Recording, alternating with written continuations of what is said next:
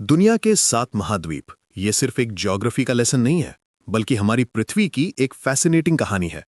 आज हम जानेंगे कि कैसे ये 7 विशाल भूखंड हमारे प्लेनेट को अलग अलग कल्चर्स, क्लाइमेट्स और जीवन के रूपों से भरपूर बनाते हैं। सबसे पहले बात करते हैं एशिया की। ये दुनिया का सबसे बड़ा महाद्वीप है। 17.2 मिलियन स्क्वायर माइल्स में फैला हुआ यहाँ दुनिया की 58.7% आबादी रहती है। चाइना और इंडिया जैसे देश यही हैं, और माउंट एवरेस्ट भी। एशिया में हर तरह का क्लाइमेट मिलता है, साइबेरिया की बर्फीली ठंड से लेकर साउथ ईस्ट एशिया की ट्रॉपिकल गर्मी तक। अब चलते हैं अफ्रीका की तरफ। ये दुनिया का दूसरा सबसे बड़ा महाद्वीप है और यहाँ 54 कंट्रीज हैं। अफ्रीका को अक्सर ह्यूमैनिटी का जन्म स्थान कहा जाता है। सहारा डेजर्ट से लेके कॉन्गो के रेन फॉरेस्ट्स तक यहाँ की डाइवर्सिटी अद्भुत है। यहाँ की पॉपुलेशन 1,549 मिलियन है।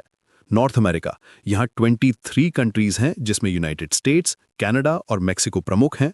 ये कॉन्टिनेंट अपनी टेक्नोलॉजिकल एडवांसमेंट और इकोनॉमिक पावर के लिए जाना जाता है। यहाँ 617 मिलियन लोग रहते हैं। साउथ अमेरिका में 12 कंट्रीज हैं।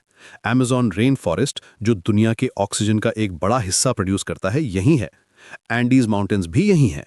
यहाँ की पॉपुलेशन 438 मिलियन है।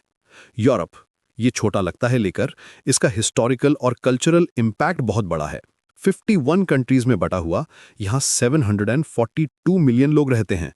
रेनेसांस से लेकर इंडस्ट्रियल रिवॉल्यूशन तक यूरोप ने दुनिया को बहुत कुछ दिया है। ऑस्ट्रेलिया या ओशियानिया, ये सबसे छोटा इनहैबिटेड कॉन्टिनेंट है। केवल 7 कंट्रीज हैं यहाँ और पॉपुलेशन सिर्फ 46 मिलियन, लेकिन यहाँ की यूनिक वाइल्ड लाइफ और लैंडस्केप्स देखने लायक हैं। और अंत में एंटार्क्टिका, ये एक ऐसा कॉन्टिनेंट है जहां कोई परमानेंट पॉपुलेशन नहीं है।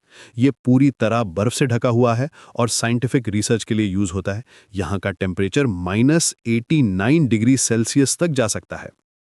दिलचस्प बात यह है कि कुछ ज्योग्राफर्स सिर्फ 6 कॉन्टिनेंट्स मानते हैं, क्योंकि वो एशिया और यूरोप को मिलाकर यूरेशिया कहते हैं।